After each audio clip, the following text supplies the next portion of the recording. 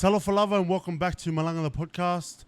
Our special guest today is James from Tatou Property. I'm going to get James to explain a bit about what Tatou Property is, tell us a bit about his story, and then we'll just go into a bit of a conversation. James. Yeah. Pleasure to have you on the podcast. Pleasure to be here, man. Ooh, thanks for coming along, man. Yeah, no, it's good. It's always good to get out in the community and talk to our people and see what they're thinking, what the vibe is, and it's a pleasure for me to be here today. I suppose I'll start with where I'm from. I was born in New Zealand a long time ago. South Auckland? No, I was born in Wanganui. Ooh, different. Yeah, just up from Wellington. I don't know if you know. Nah. Yeah, anyway, that's a long time ago. There was believe it or not, mid-50s. Yeah. There was a small Samoan population who migrated there and were working for New Zealand Rail building bridges, believe it or not. Wow. That was a long time ago. So they brought a bunch of Samoans over? Yeah, they migrated as a bit of a group. Yeah, cool. And Dad was studying accounting. He was a deacon at the Presbyterian Church. Wow. And so there was a bit of a small village there in Wanganui. And then we moved to Auckland in 1969. I think I'm giving my age away. So I was born before that. And we ended up in Auckland, and I think I lived there for almost 30 years before we came to Sydney in 97. So we've been here, I don't know, 26 years. Yeah, wow. 27. Love Australia. Great culture, great people. But anyway, that was me. So I think I'd like to tell the story a little bit about being raised in Auckland. Yeah, cool. Because I lived through that first 30 years of migration where Samoans... that'd be interesting, because I'm a first generation, growing up in Australia. We went to school not speaking a lick of English. 12 of us cousins all started primary school in... just down the road, actually, in St. Mary's. Yep.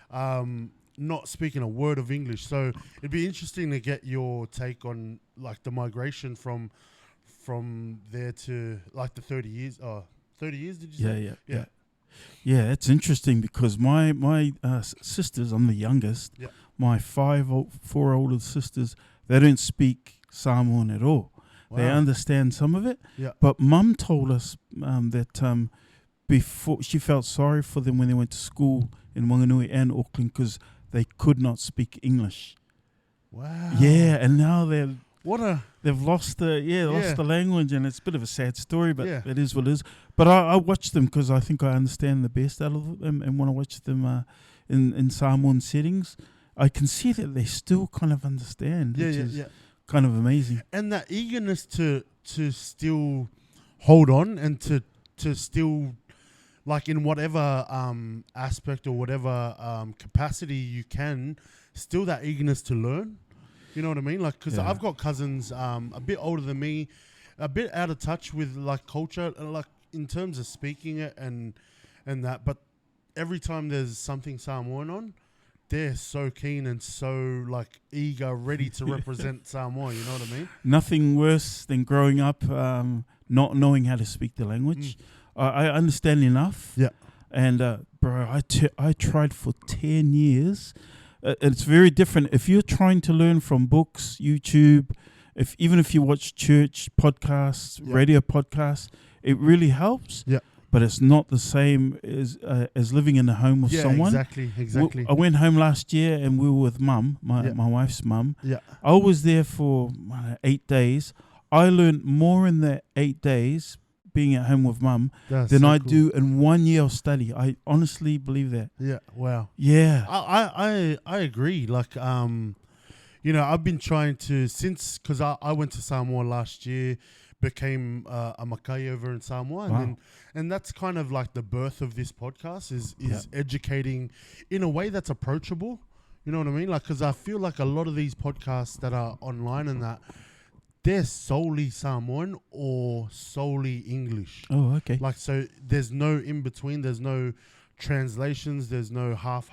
And so myself and my dad kind of just got together and said, like, let's educate the people, let's educate the younger generations. My kids, they don't speak Samoan either, but trying to, I've been telling them, watch these on YouTube, watch these videos, and then we'll try and until I sat down and started speaking Samoan to them and living that way. Yeah. I don't think they held on to that as much as like when they watch YouTube videos and stuff like that. So I totally agree. Interesting. Okay. Yeah.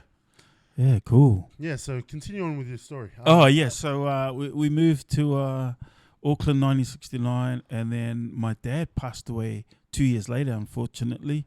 And then sorry to hear, bro. Yeah, and then Mum, of course, she already had mental health issues before we got to Auckland, which is why we left Whanganui. Okay. She wasn't well, and she's got like 7 kids. Yeah. And so Dad's got to go to work, and then he's got this mother who's got all these issues. So we moved to Auckland because there was a hospital there called Carrington Hospital, and they could serve her a lot better. Anyway, so I only knew Middlemore Hospital. That's where I was born. That's where my cousins were born. Yeah. I'm sure half of the population of Samoans. Yes, and Green Lane in Auckland, those 2 hospitals. But anyway. So we got there, and of course Dad passed away, and then Mum basically went to hospital maybe a year later. Yeah. And she was hospitalized for 50 years, roughly. 50 years? 50. I feel sorry. I don't want to go into it. Don't want to get emotional on your podcast, but it was tough because it was the only place that they could look after her. So we grew up without parents. That's a story in and of itself. Yeah, 100%. My sister was 13 years old and ended up being a mother and father to 4 children. And it was tough, looking at. So we lived alone in our own house, no parents, but we had some sort of welfare officer, which really helped us. Yeah. So that's kind of my story, and I grew up. So I was there for roughly 30 years, and in Auckland. In Auckland, in Greyland, and what was Auckland like in the classic? Is it right to say 70s, 80s? Yeah, 70s, 80s, 90s, but in the 70s was the first of migration. Okay. And so everyone that came to Auckland, you either went to Wellington or Auckland. Okay. That was the 2 main centres. Yeah, right? I didn't know this before, but anyway. Yeah. And so what happened was that most Samoans moved to Greyland, Ponsonby, and Parnell. Yeah, okay. That was the main areas. And then all of a sudden we discovered the freezing works out South Auckland.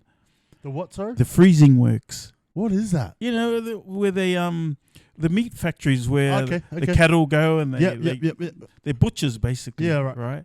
And so that's abattoirs and that. Abattoirs, yeah. And so that's where they went. Yeah. And so a lot of people, but we were still there for about 25 years. There was still a strong Samoan Polynesian population in Greyland. Was the farming industry as big? Like how our people, I hear a lot about like fruit picking. Man, that was 20 years later. Wow, really? At least 20 years later. Before it became a thing. Works was and the factory grind. works because South Auckland was an industrial area. Okay. And so that's where all the work was. And and so we migrated from Auckland out to South Auckland basically, and Henderson and that sort of area. Suburbs, All the 2 main areas, but mostly South Auckland. So and that process was about 25 years, and I lived through that, and I felt, I'm proud of our heritage and our parents for making that scary decision to leave Samoa and to migrate to strange countries, strange language, culture, just very different, and they didn't have a lot of direction. Okay. And I could, even though I was young, I could really feel a little bit of fear. Yeah. Because they didn't know what to do, who to turn to. Yeah. And it kind of strengthened the community in a way. Yeah, okay. It kind of united us. Yeah, for sure, it would have. So, church was huge. Like, especially in that period of time, a lot of the migrations coming over, there would have been that small community. Continued, like alienated, lost, confused. Yes. So talk us through how you came from. So you left. Yeah. So we ended up migrating to Australia. All We just felt that Just before the 90s? yeah. So we arrived 97, All right. December 97, Okay. and we just felt that Australia would be a great place to raise families. And how old were you when you came to Australia? Man, I must have been 30. Okay, so 32. finished school and... Yeah, just finished uni. All right. Yeah, I did a what was Bachelor of Arts at Okay. Auckland University. All right. And Major in anything I majored in specific? sociology and politics. Okay, wow. Yeah. I That's just, cool. yeah, man. History, politics, and sociology. I just wanted to know how the world works. Yeah. That for was why I went. That's crazy because I turned 32 this weekend, Oh, nice. and I feel like I'm just knocking on that door at the moment. You know, like Yeah. seeing how the world really Yeah. works. Like, you know, not just taking everything for face value. Like just doing a bit of research and seeing how the world rotates and spins and stuff. So it's interesting. I'm looking at journalism. Okay. I feel like Wow. that's a bit of a calling, and That's cool. yeah, I'd like to do something back home, like back in Samoa with journalism, work with tourism. But yeah, so you finish uni, you've just moved to Australia.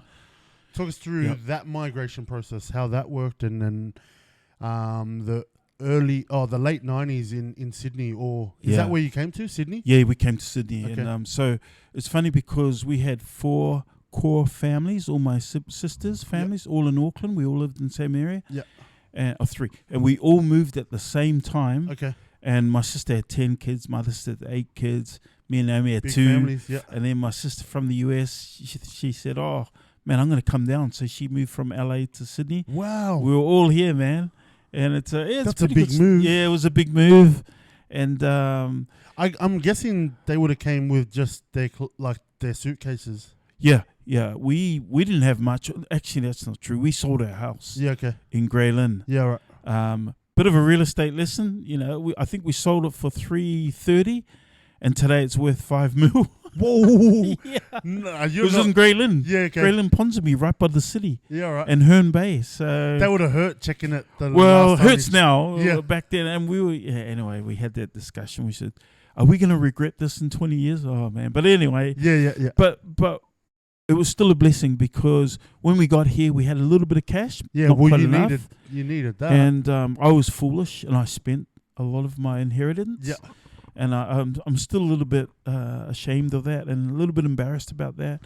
But I held on to some of it, and then so the families got here, and this is the real estate story. Okay. And I'll actually I should tell the audience a little bit about what I do, and then go back also, and go back and That's cool. tell the story. So, the company is called Tatou Property.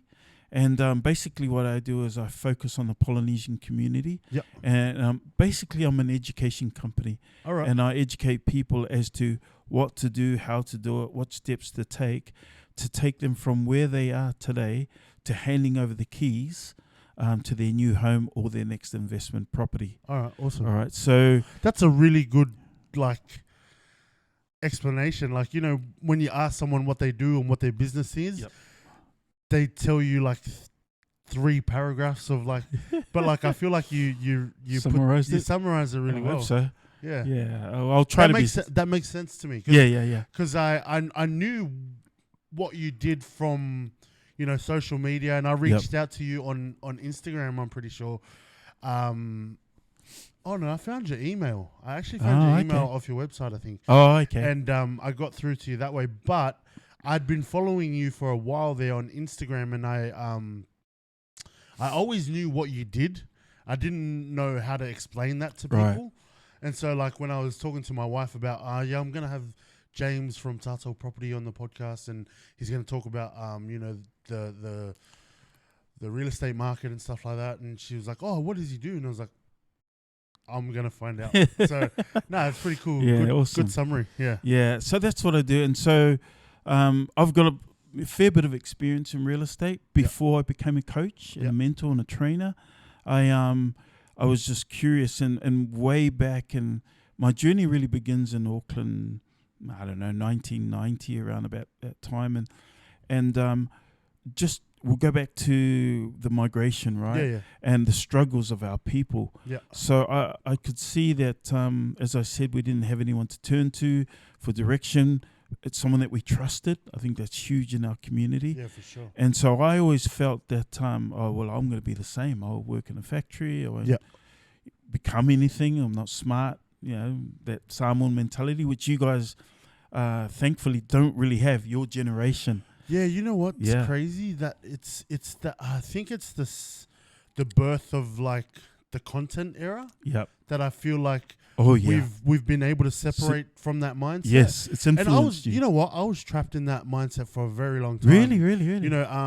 I went from, anybody that knows me knows that I've worked at almost every factory in Mount Druitt or Campbelltown. Yep. You know what I mean? And I was stuck in that. And not to say that if you're in that space right now that you're less or anything like that, but I'm just, it was a mentality thing. And it was 100%. I'm Islander, I'm the best forklift driver, I'm the best pickpacker. I thank God now that I'm kind of like not stuck in feeling that way. And I encourage any young person to find out what you're good at and go after it. Find out what you like doing, what you're actually passionate about, and go for that. But I get that mentality. It's very restricting. It was deeply ingrained in our generation. Yeah. But I don't know if you guys have it as much, because my children, they're completely different. Because my dad's like, I can count on one hand how many jobs he's had. Right. You know what I mean? So I feel like there's an evolution of mindset. So with my dad, like just that, hold that one job, longevity, get your long service leave, provide for the family. And then you've got, I feel like my generation, where it's figuring out what we want to do. Yes. And like, I'm not content here. Getting out of that mindset that you've got to be at one place for a very long time to somehow reach success. Yeah, it's very heartening to hear that. And then I feel like the generation after, I'm 30 now, so I feel like the younger ones are at where you're talking about, where they don't have it as much. And it's getting more and more like that, and it's amazing to see that progression. But it's also good to see that, like, get the insights of how it was, where it all started. Yeah, for sure. Yeah. So, and I was, as I said, I possibly low self-esteem as part of our community. Yeah. And so one day my brother-in-law gave me a book. He said, "Do you like to read?" Nah, I love sports, right? I must have been 25 or something. He goes, "You really should read and educate yourself, because it's a wonderful world that you can discover for yourself." Yeah. I'm like, "Really?" He says, "Just read this book." And the book was called Building Wealth Through Real Estate. Jan Summers, Australian author. Oh, wow. This is in NZ. Okay. So I said, okay, because I respected him so much. He was a lawyer, had his own law firm. Your brother? My brother-in-law. Yeah, okay. And so I said, okay, I'll read the book. Yeah. And so I read it, and I tell you, something inside of me, there was a light that illuminated so powerfully, because for the first time in my life, I realized that, gee, maybe I've discovered one of the secrets of wealth, and I'm not going to end up where I thought I was. Yeah, okay, cool. It was like an awakening. For sure. And I got so excited, and I read it and read it again until I really understood it. I'll have to add it to my reading list. Oh, man, since then I've read dozens of books. Yeah. Done the whole thing, seminars and YouTube. But I think with me, I'm not trying to separate myself from the rest of our community, but I actually went out and did it. I did all the seminars, read all the books, and went and tried stuff. Yeah, okay. Fell on my face sometimes, but it's okay, because I know that I'm more valuable to our community. Yeah. Not only because I can say, okay, we should do this in real estate. This is how we start. These are the steps. But the value that you may not see is that I know what not to do. Yeah, okay. If someone says to me, I'm going to go into renovations, I'm like, brother, also, let's sit down and have a serious chat about that. That's hard. Okay. I've done it. Yeah. I've done options. I've done joint ventures. I've done superannuation joint ventures. Man, I've done a lot, you know. So, and because of that experience and that background, eventually we started a real estate company with my friend. with my friend Massey. Yeah. We started teaching me about property. I think you've seen that. Yeah. And that I came. feel like it's almost like in Polynesian households, it's almost like a household like brand, like Team Up. Yeah, we were. Like known. as soon as I said Team Up to anyone, they're like, oh yeah, the real estate guys. They must be Like, tired yeah. of us. These guys again. Hey, but you guys, you know what? You tapped into a market that was pretty much untouched. Yes. And marketed it really well. Like, yeah, we did. Yep. A lot of the videos, like, you don't know how many times me and my wife have sat down with like no real what's it called, deposit behind us, no real like upfront funds to be able to come into a seminar, but we're like, you know what's gonna hurt? Like, sat there so many countless times, like, when are we gonna go to this? When are we gonna sit down? But a few of my cousins have been to Team Up those sessions. They really loved it, enjoyed it. I think even one of my mates that I spoke to said that you guys helped his sister get into property. So there's a lot of I'm only hearing good things about Team Up and what you guys do. Well, that's good. Yeah. But look, we're always open to feedback. Not everyone has a great story. That's the reality of it. Yeah, okay. We do try our best. Yeah. We do drop the ball at times, and so does the client. Yeah, okay.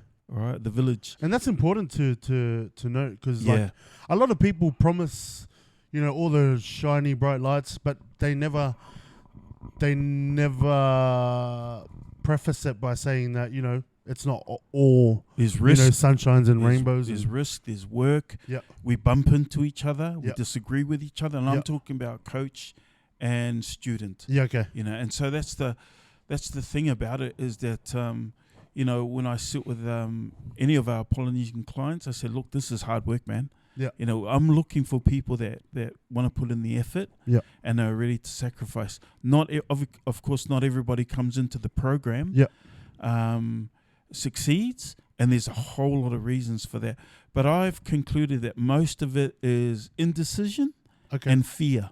All right. Yeah, fear gets a hold of them. And I suppose to a lesser degree, hard work. Yeah, okay. People just give up because people are excited. And one of the students said to me something that was very profound. He said, you guys make it sound like it's so easy. And I was like, I think I'm guilty of that. In fact, even worse, it's possible that we're glorifying property. Okay. You know, like, explain, dive into that a bit, because when I watch your, and I don't know, because it's I haven't been to a seminar, but what I see from social media, like when I watch it, I feel uplifted, motivated, inspired. I don't feel like I sense that you guys glorify property, but go into it. What do you mean? What's the analysis of that? It's just some of the feedback, and I think the way that we used to shoot our videos, right? Okay. It's like, this is the best thing ever, and it is. I love property. Yeah. It'll make our people wealthy. Yeah. Right. And when I say we might focus on that, but we don't really talk about the hard yards. Okay.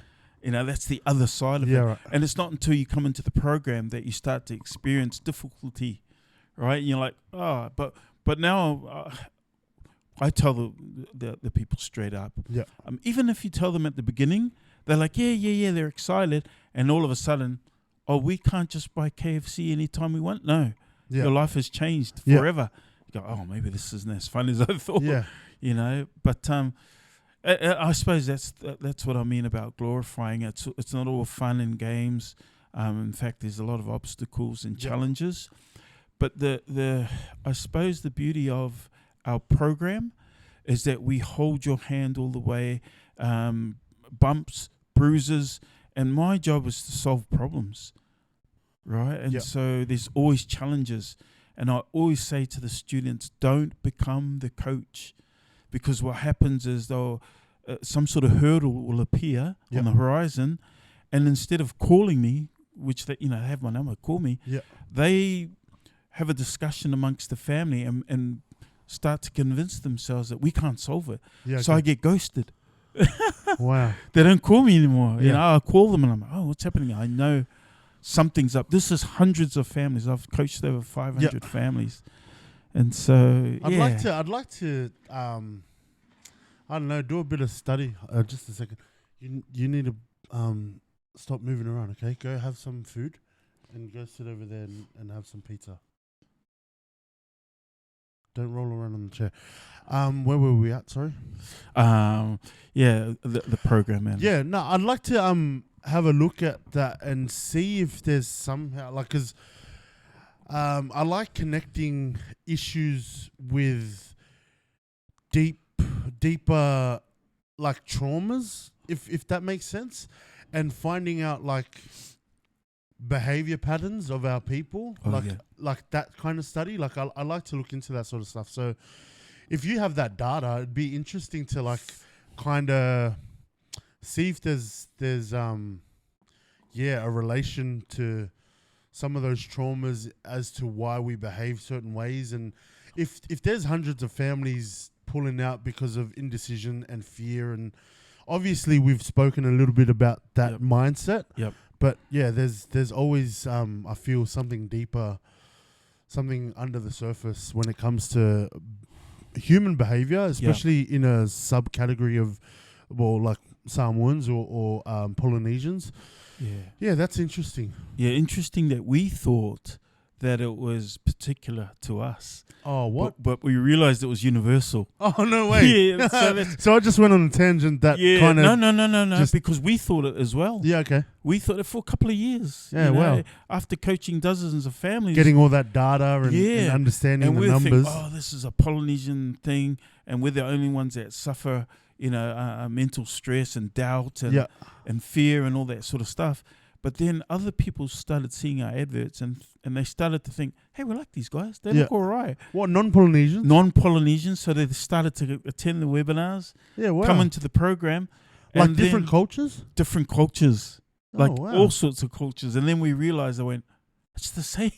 Yeah. Yeah. And did that kind of like trigger maybe we need to open the doors a bit wider? We did. We did open the doors. In fact, we used to have great business coaches. And I know business coaches cost a lot. It was $40,000 a year, just to have them. But they were worth every single dollar. They really were. And we kept asking them, when do we go outside the Polynesian circle? When do we leave the village? And they said, when you dominate. And we're like, we are dominating. No one's as big as us. We're the biggest, Polynesian. Really? Yeah. You guys are the biggest? Yeah, there's no one else. Can you think of anyone else? Nah, not really. Yeah. Not at all, actually. And we knew that maybe a year in, even 1 year in, we knew that we had connected with our community in such a way that no one had done before. Yeah. Basically, it was the appetite. And we underestimated the appetite of our people that we want to own property as well. We're tired of renting. We're tired of paying someone else's mortgage. Yeah. And my parents, they live in not rural but country New South Wales. Okay. So up in Griffith. I'm not too sure if you're familiar with you'd know your way. A little bit. I've been here a couple of times. I wouldn't know it well, but I know Griffith. Yeah. But they were like I'm pretty sure it was probably a signature away from owning their own home, their first home. Yep. And I was a big advocate for it. And I said, let's just do it. Just do it. Like whatever support you guys need, like in getting that. I even sent them links to Team App and stuff like that. But for whatever reason, I haven't really sat down with them and asked them like what went wrong, what happened. But I feel like with a bit of the knowledge that I've got now, But that's very painful for me as a coach because I got so many families right to the line and they dropped off. And that's them saving their own deposit, fixing their credit, getting excited about it. Yeah, doing all the work that's required. Yeah, taking all the steps. And, I'd applaud them and encourage them.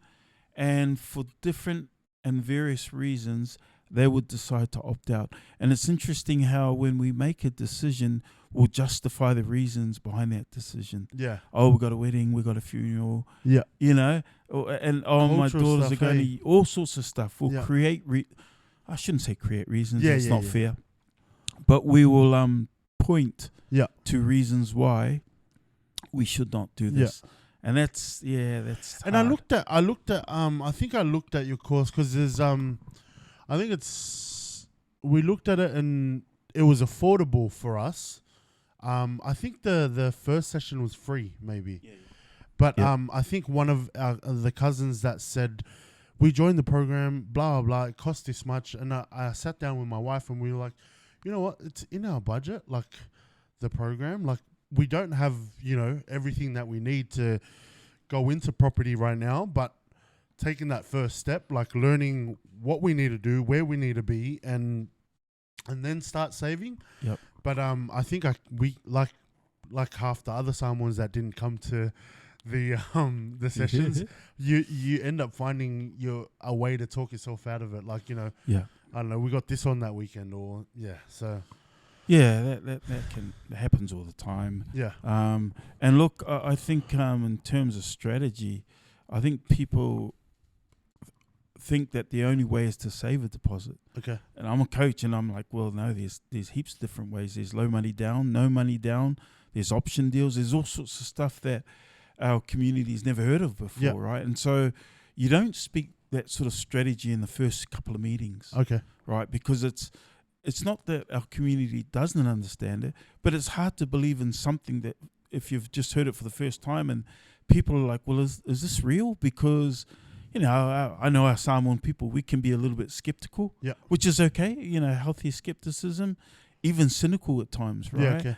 But you work with that, and what happens is the more that you interact with the customer, the client, the more their confidence grows in you, because they start to realize that, okay, I think this guy knows what he's talking about. And then you introduce that confidence, Yeah. having that confidence in who you're working with. all your knowledge is going up. Yeah. And so when knowledge goes up, fear comes down. Yeah, that's Right? good. That's great. Yeah. You can't I'm gonna, get rid of it. I'm going to clip that, bro. Oh, yeah. That was good. You can't get rid of it completely, but what happens is if fear is this high, it becomes a barrier to you.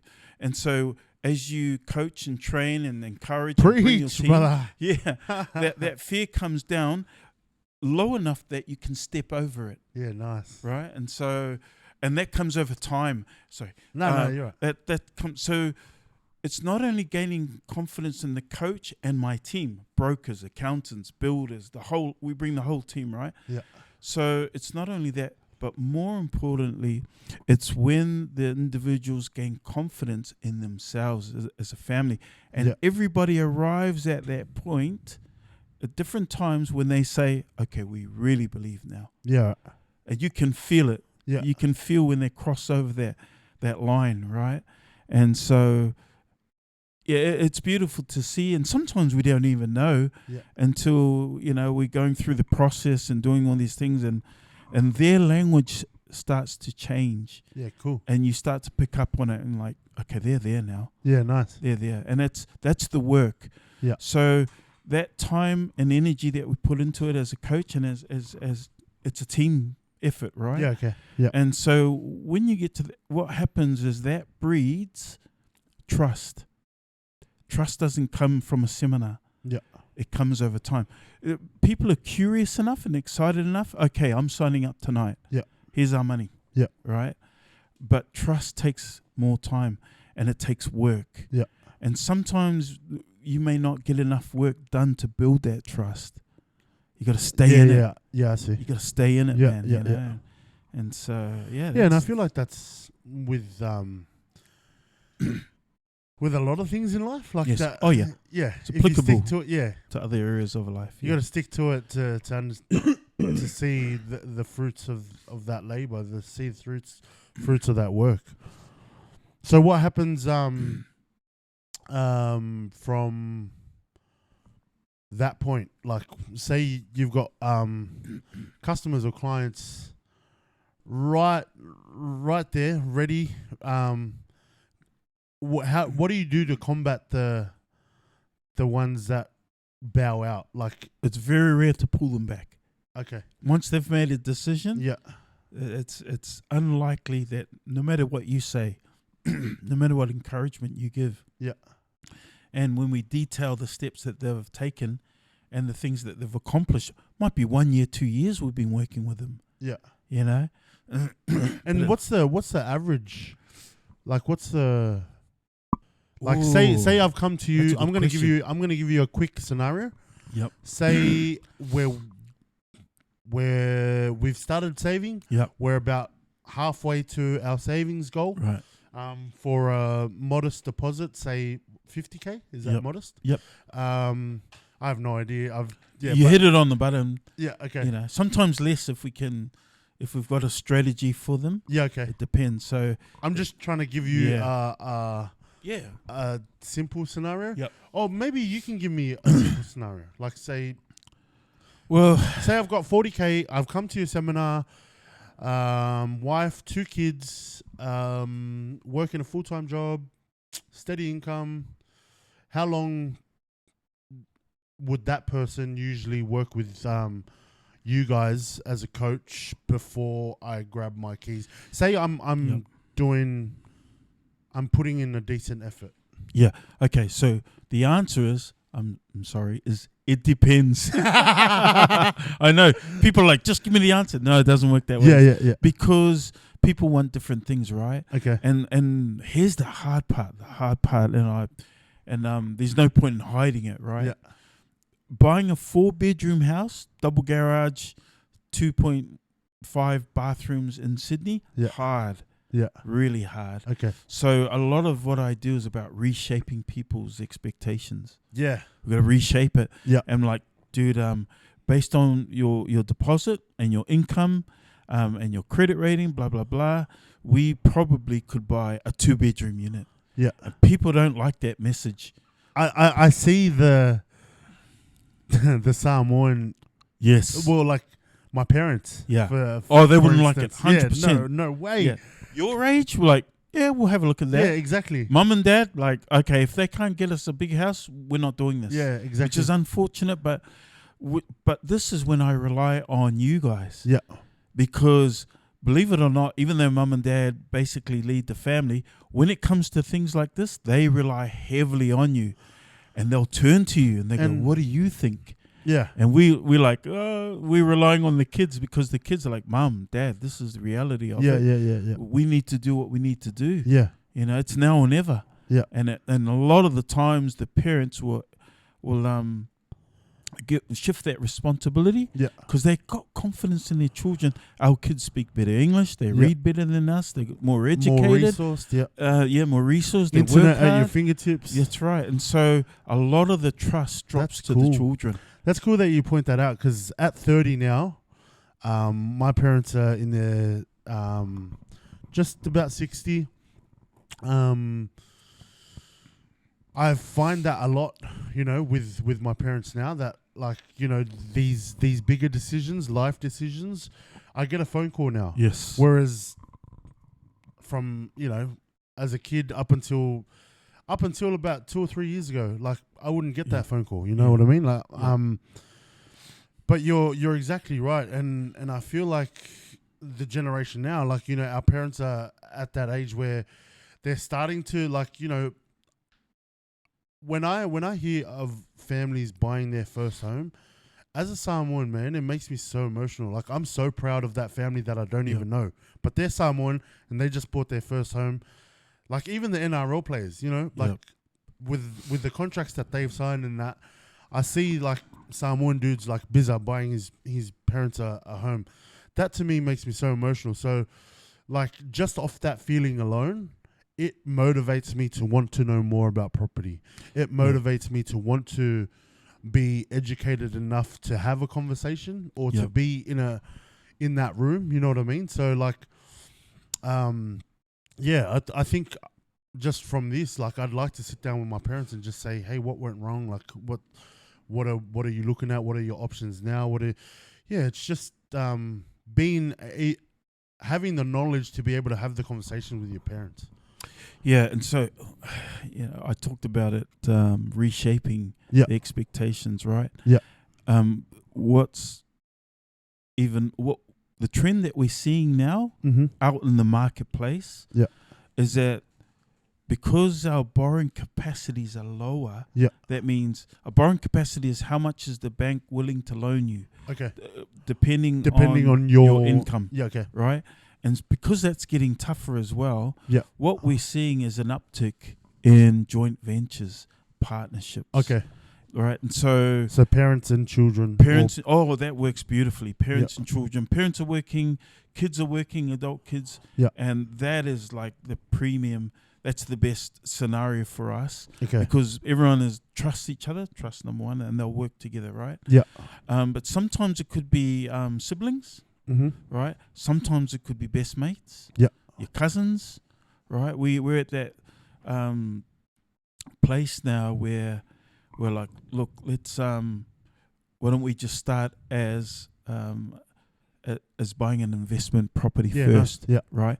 And so that's just getting in the market, and we'll figure out the rest later, right? And so and it does work. I started it in partnership. So when we came to Australia, me and my 4 families, we had a little bit of money. I spent mine. I've only got a few $1,000s left, but we did a joint venture. As 4 families, we built a huge house. It was a big house in Cecil Hills, and that was 6 bedrooms, 3 full bathrooms. Yeah, that's big. 2 main living areas, and 26 of us lived in that house. Damn. 26. But we knew the value of property, the importance of property, and the sacrifice that we needed to make. And we did that, and we built the house. It was a beautiful house. 2 years later, the house went up in value. Because we had real estate knowledge, we built another big house in Cecil Hills. Wow. 6 bedrooms, granny flat, 1,200 square meter block of land. You wouldn't do that today. Nah. They're probably worth 1.5 easy just to do that today. So that's why the landscape has changed so You guys much. still have those properties? We have one of them. We sold the other ones. And the story is that when we sold one because one of the families moved to Utah, of all places. Don't go there anyway. We're Mormons. Utah. Anyway, so, but me and Naomi, we traveled our own journey. We bought heaps of different types of properties, bought, sold, did all sorts of things that I regret and that I'm happy with.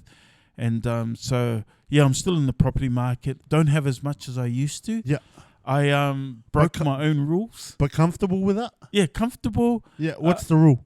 How about follow your own advice? Yeah, okay. Because one of my, and it's personality differences, is I've got white shiny ball syndrome. Okay. If I see a white shiny ball in the distance, I'll go to it. Yeah. And I'll get there and I'll go, oh, there's another one. So I saw crypto. Okay. I love crypto. I was lucky. I sold, bought crypto, made a bunch of money. Yeah, nice. Cool. And then now the crypto's full circle. Yeah. You know, we were so excited about the next 22 months. I'm not going to talk about crypto. No, that's cool. But the market is on its way up again. Yeah. You know, Bitcoin hit 50K today. So you still believe in crypto? Oh, 100%. I'm okay. both. I'm both property and crypto. Yeah, nice. Because I've been successful in both. Yeah. So I don't know if I answered your question. Where were we going? Nah, that's all right. I'm sure. It started somewhere. Yeah, it would have been an answer there somewhere. But I don't know. How do you?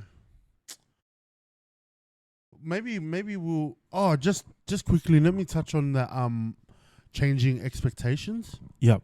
I like that. That's really intriguing to me because I recall you saying before that family were like, oh, so we can't just buy KFC whenever we want, like when they're on that journey to owning property. Yep. And that's, I feel like there's still a little bit of a trap in that mindset that says, because I don't know whether I want to say this on here or not. Say it, brother. Because it's personal. Okay. But there's a family I know that bought a decent property, pretty big property. Yep. And then they had like a really big like celebration for this I don't think this is suitable. Appropriate. Probably talk to you off camera about it. But Yeah, maybe we'll circle back to I guess. What about process? How does it work? A, B, C, D, F, G. Yeah. Okay. Okay. All right. So the process for our company anyway is we will hold an event, a webinar. Yep. Probably in another 3 weeks will be our first. Okay. Or For Tatou. for Tatou, yeah, And yeah. you know what's cool? Tatou Property. Just for our non-Samoan viewers, non-Samoan speaking viewers, Tatou Property is our property, or like. Yeah. Is that how you I love branded the it? word because my friend was telling me, I said, what should I name my company? Yeah. And he said, Tatou. I said, why? He said, because it means us. Yeah. And I was like, oh, I like that. It's a village. Yeah. It's a village feel. Village community feel. Yeah, feel. yeah, Like, yeah. it's not just you're not alone. Yeah, You know what I mean? exactly. That's what it's giving. Yeah, like, yeah. You're not on your own in this. It's We're with you. Yeah, that's it. We're with you. So I can relate to that. That's really great branding. yeah, by the way. awesome. Yeah, I love the name actually. Yeah. And so people will come into the program. Yes, it costs money. That's how I make my money. But Yeah. you know, when we consider that you've got me for life, Yeah. It's cheap as chips. You know, Yeah. people spend 40, 50. Oh, so 60. it's not. I get you into the house. Thank you very much. See you later. No. Man, when you get into your house, when we hand over the keys, I always say to them, you got 3 months. I'm going to leave you alone for 3 months. Then I'm coming back and we're going to figure out how The to next get step. our next property. Damn. Yeah. That's a process. Yeah. So, anyway, but, so yeah, they'll come into the program and we'll coach them. I'll meet them face to face probably once. Yep. Well, probably more than once, but once initially because I know that over time it'll grow and then it'll become Zoom. Okay. Right? It works. We've done Zoom. Yep. And I feel like the oldies, like even my parents, we FaceTime now all the time. Like, yes. you know, with my kids. They're accustomed to it now. It's normal. It's every day. acceptable. Yeah. Even in Samoa. Like, Oh, really? do you know how many people in Samoa have TikTok? Like, Really? I follow so many dudes in Samoa that just sit on TikTok live. Wow. Yeah. But anyway. I didn't know that. Yeah. Yeah. So anyway, come into the program. I meet with them face to face. Probably 2 hours. That's the main strategy session. Okay. Where are we? Yep. Right. This is what we need to do. And then we may not talk strategy as to how to buy a property until maybe the second or third meeting. Yeah. And then in that meeting, you know, I can pretty much tell that, okay, it's definitely not going to be a 4-bedroom house. Okay. It's going to be a 3-bedroom apartment or 2-bedroom apartment. Yeah. Or 3-bedroom townhouse, whatever it happens to be. That'll be the goal. And I always tell them it's your first home, not your dream home. Yeah. It's your first home, right? And I feel like that's part of the trap too. Yeah. Is that like, especially as Samoans, like I feel like my parents would have went in to wherever they. I'm not even sure if they were with Team App or whatever. Yeah. But whoever they were with, I know for a fact they would have went into that meeting thinking we're gonna buy our dream home. That's right. Which is unfortunate because the expectation is higher than what people can afford. Yeah. Whereas if I talk to your age group, they just accept it. They're like, yep, it is what it is. Yeah. You know, and so, we'll start where we need to start, but we want to get into the market before it becomes nigh on impossible. Yeah. It's harder now. Yeah. And so people come in, and sometimes I'll just say to them, you know what? I think we need to do a joint venture. Who do you have that has a similar mindset that you trust? Yeah. Trust, similar thinking, reliable, work hard, and they want to get into the market. Yeah. Might have to do a joint venture, right?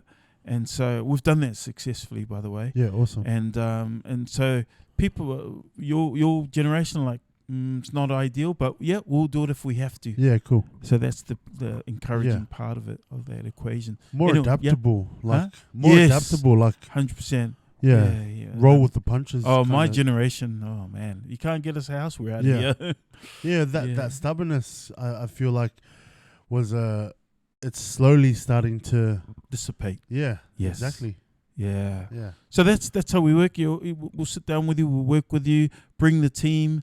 And as I said, over time you'll gain trust in us, trust in you. Cool. And then we get a result, man. Yeah, awesome. We just keep going. You know, in property, what I've learned, one of the lessons I've learned is you literally force an outcome. Okay. By sheer will of power. Yeah. By sheer willpower. And so a lot of it depends on your determination. We try to build on that. Yeah, right. That little fire that you have in your belly. Yeah. We try to add logs onto it, you know. Yeah, nice. And get to the point where, man, we're doing this. We have to do it.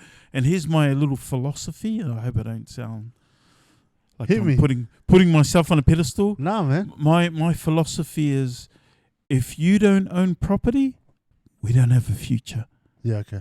That's a hard pill to swallow. It is. And it's even hard to say it. Even sitting here across from you, knowing that I don't have property, it is hard. But there's you know that little lighter flicker? Yep. Yeah. That's flicker of light, flicker of hope. That's what's starting in my belly at the moment. Yeah. And it can grow. Yeah, that's if crazy. you feed it. And I've been, as I said, I've coached hundreds of families and seen the results of just sheer determination together with good coaching, good team, and consistent effort over time. And seeing results of other people. We love testimonials. You know, you put them on social media. Our community, we love. Testimonies speaks louder than us. Yeah. You're right. It's such a powerful medium. And so, you know, that's kind of the process. That's cool. Where can we find you? Where do the viewers find or? Yeah, we got a Facebook page. All right. We got a website, tatouproperty.com.au. Yeah, cool. And it's on Facebook as Tatou Property. I'm not sure, but you can find me there. And you'll see my adverts shortly. Cool. Webinars. Please sign up for the webinars. Come along. At least listen. Yeah. At least, you know, it's going to cost you an hour and a half. Yeah, I'm gonna make a decision right now. Me and my wife are gonna log into the next. Yeah, we'd love webinar. to see you there. And, man. And you know, it's funny that your success has a big impact on your family and extended family. For sure. Because then they start to question themselves and start to ask, well, if Martin can do it, well, we can do it. Yeah, right? And it has that sort of ripple effect, if you like. Yeah. I just want to thank you, James, for taking the time to come and sit down with me, educate our people on a bit about what the property market's like and how it works, trying to get into, especially trying to break away from that mindset. I feel like that's working with somebody that looks like my uncle, working with somebody that looks like me.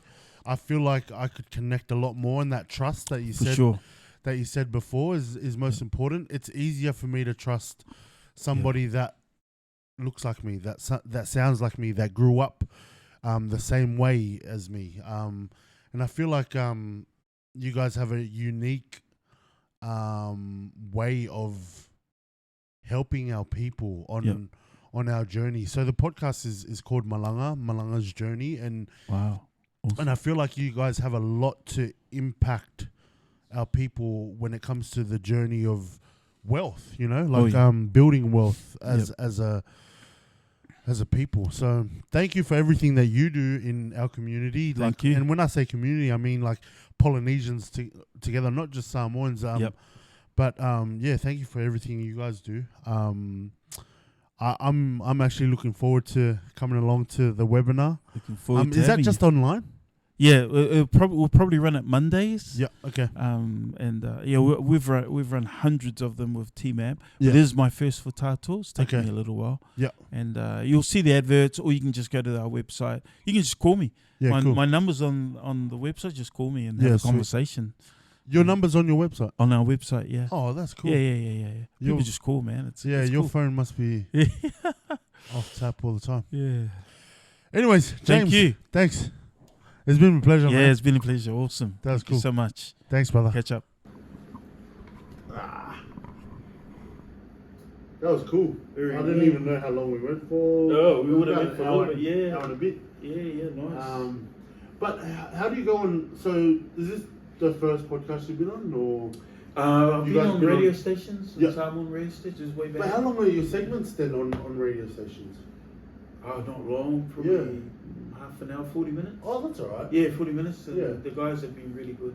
This is a while back. Okay. Because after the radios, we didn't need it because we're on social media. Yeah. And it's just so Is this powerful. too cold for you? Is that why you were? I was at first. I was, but Yeah. I'm okay now. Okay. Old guy. Sorry, Yeah, man. yeah, yeah. I just didn't want you to uncomfortable if we No, because no, it was no, quite no. warm out there. Yeah. But I won't take up too much of your time. If I can grab you a coffee or something. Yeah, no, I'm good. On the way home? I'm okay. I'll get ready. My boy's coming over for. I work with him. He works with me. Okay. We've got a bit of a meeting. Yeah. Marketing meeting. Figure out. How many kids you got? I've got 4 kids. Yeah. 17. He's the youngest, and then. Yeah. And you guys are Mormon, you said? Yeah. Yeah, Latter-day cool. Saints. Yeah. What about you guys? AOG. Oh yeah. Yeah. Oh, I've had a lot of AG, man. Yeah. But you know what, as well, like I feel like because the Mormon faith had a big American influence. Yes. I feel like you guys had more of an influence of like wealth and like I don't know. I'm gonna stop these, but like Part of our. Yeah. yeah, because I definitely encourage it. I've got a few.